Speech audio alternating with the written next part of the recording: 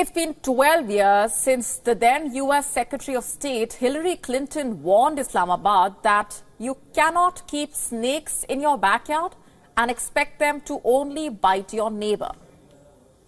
And that stark warning is even more significant today as the Pakistani Taliban is once again terrorizing Pakistan. The Tehreek-e-Taliban Pakistan, or the TTP, has brazened it out now. The banned outfit has issued an open threat to the Pakistan government and the main opposition party.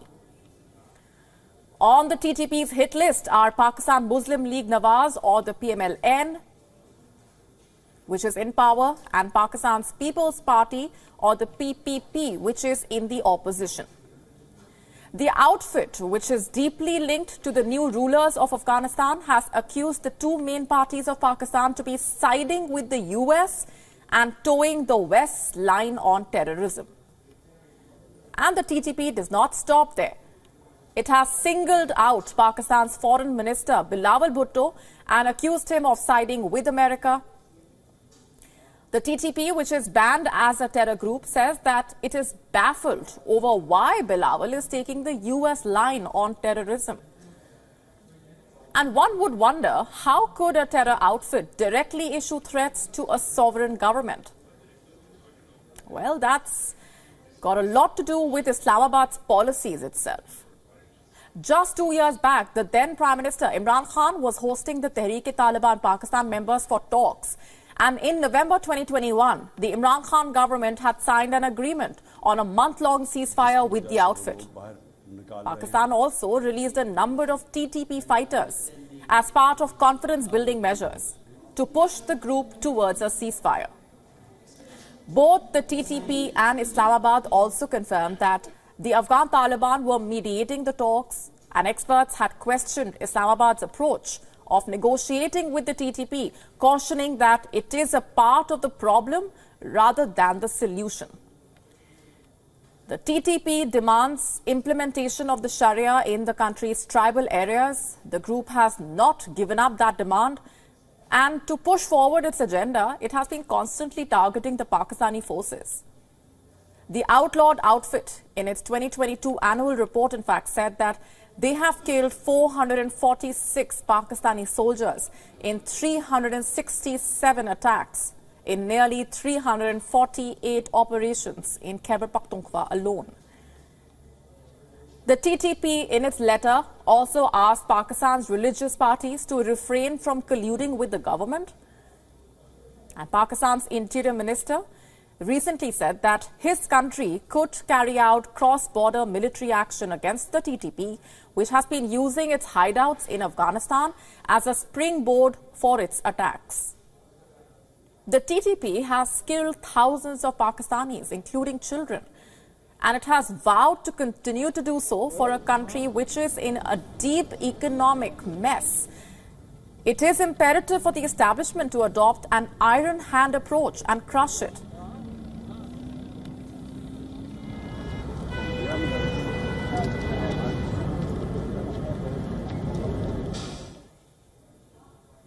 And for more on these developments, our Pakistan Bureau Chief Anas Malik getting us this report from on the ground. Take a look.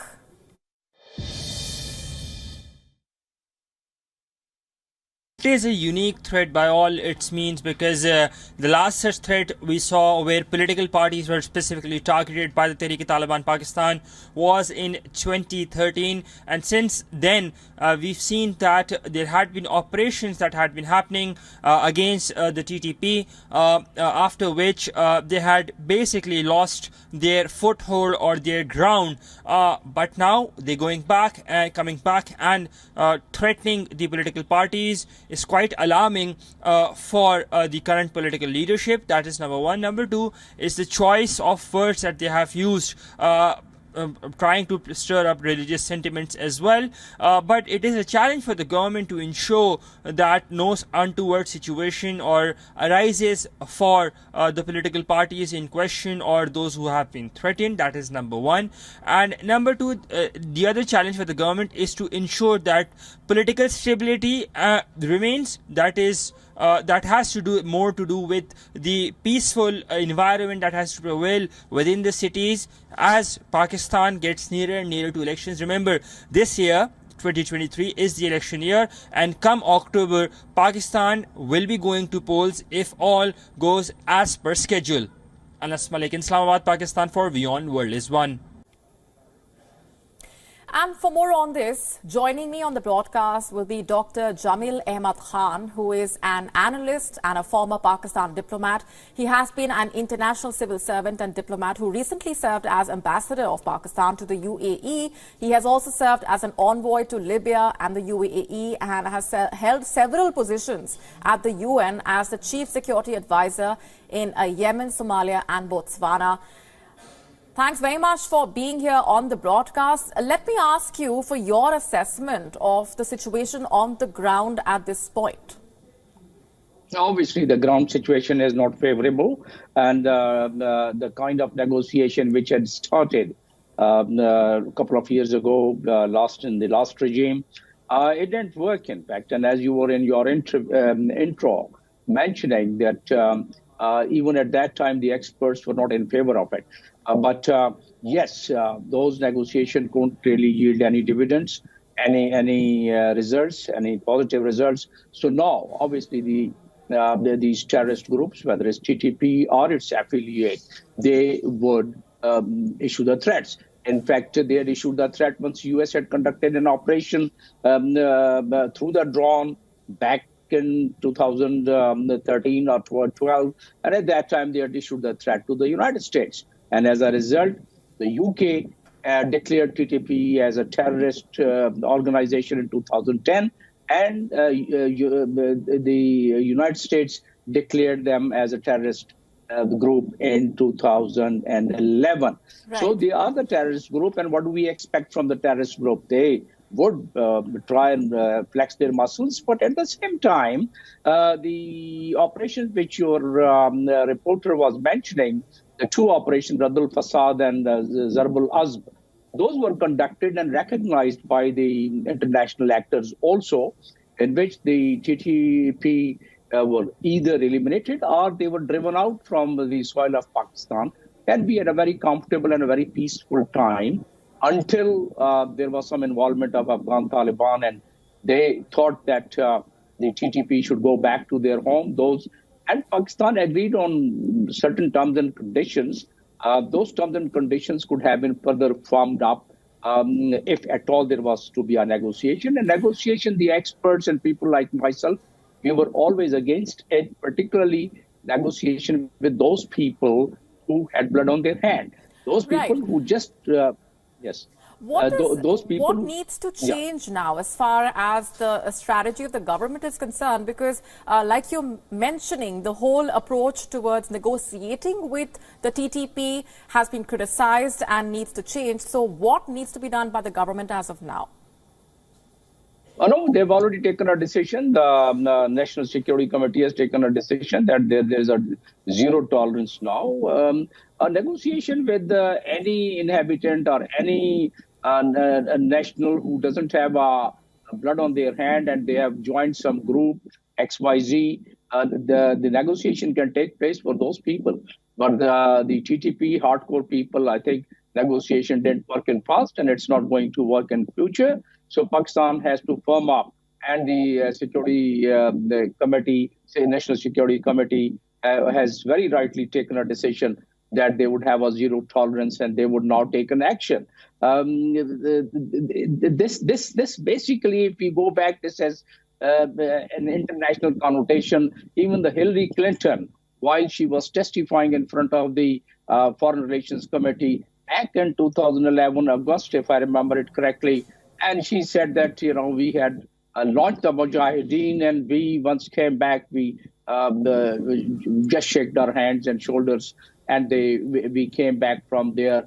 We did not have any plan to resettle them and rehabilitate them. So I don't think your program has that much of time to go into those details. But Right. right now, Let Pakistan me just ask you also to comment on what this really means for Pakistan, coming at a time when its economic situation has been in shambles, and what this really means for foreign investors in the way they look at the country. Does it not de-incentivize that as well?